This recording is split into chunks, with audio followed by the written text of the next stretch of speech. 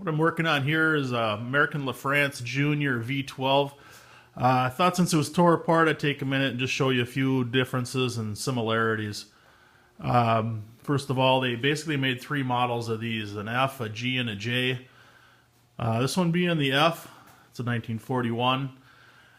As to my knowledge, the best way to describe it is the F had the 3.5-inch bore with one 2-barrel carburetor sitting on top. And that would be what it looks like there. The G you don't see too much of. That was the same bore with two carburetors.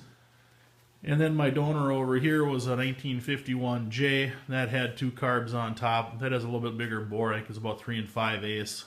That was the primary difference in that. Other than that, just to show you a few differences in the heads, and there are, first thing, if you're going to set it down, set it on some sort of a block, because those valves will hit the floor if you just lay it down. You can see the staggering of the studs on the 10 bolt compared to the staggering or lack thereof on the 12 bolt, and you can see the two extra studs up top. The gaskets do not overlay, they don't work. They are completely different intake manifold setups. The other major difference in these two is on the F, which is the rear one there, you can sort of see that the intake valves are smaller. The other one here looks like both valves are the same, as they tried to pull a little more horsepower as the time went on. The head gaskets, pretty much identical, except for where you see that socket, you can see the hole right next to it. They opened up a passage there for the later models. Coming over here, like I said, I acquired this one for the crankshaft. My crank was bad. And just to point out, I don't know if it was a pattern, but the two here and the two on the other side, so basically number 3 and 4 and number 9 and 10 were bad on mine. I don't know if it was, like I said, if it was a pattern or not, but that's what went bad on mine. This thing would have been hammering pretty good before it let go, and it sat for 25 more years before I got it.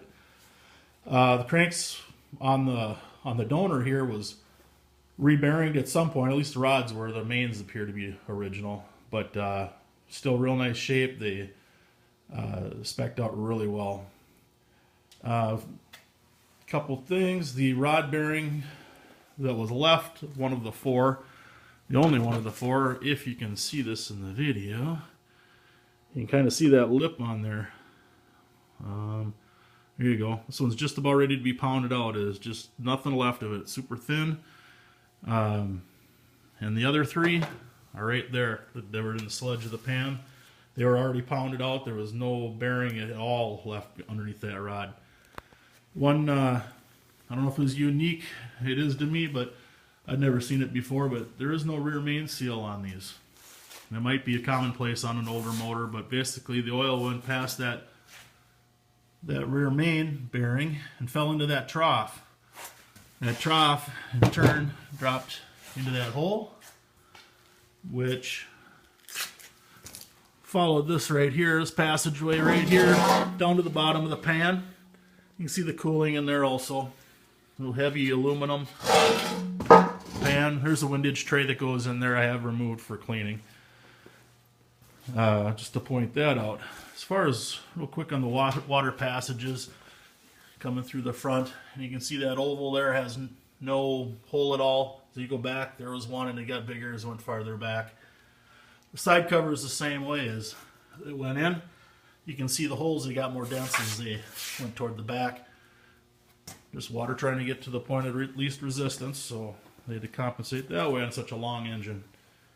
Coming over to the front cover, show you the differences in that.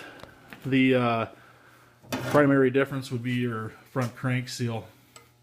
The OD on this is about 3.5, 4 on the other. The reason we're changing it is this was its front crank seal. It's really nothing more than a pressed ring of cork. Probably made its own shape as the front damper went and got put on. The other one had a seal, removable seal, kind of a little more traditional, and we're just going to go with that route. And I was able to get it at Napa, just to throw out a number.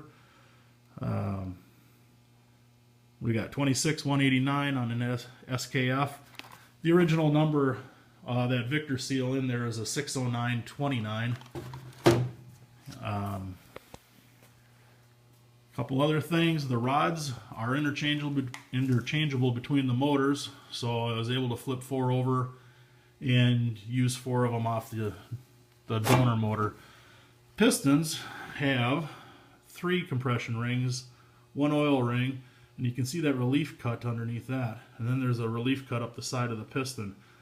In reassembling this, because of the throw of the crank as it goes around, this relief cut will always be looking at the motor on the left side of the engine. Well, driver's side, we're going to call it that. On this side, same with this side. It's going to be on the top here, bottom there. That's where that relief goes, so it's always rotating, and that's the relief for it. Other than that, there's the front damper. This would be the one off of the J, just to show you the difference. You probably won't see the surface back there. And the other one, it's kind of odd. These things had this F style had a clip back here that went into a groove in there, and still had a bolt or a nut on the front, but just not an efficient way of doing it. One other thing here, I was able to get my gasket kit out of Olson's in Washington State. Fairly complete set. Kind of hit this so you can see what might be in it. And like I said, I haven't found too much that I need beyond this. That's kind of the differences, the main differences in this. By no means am I any sort of an expert. I just wanted to throw this out there, hoping that maybe it can help somebody, but hopefully we'll get her running. We'll talk to you then. Thanks.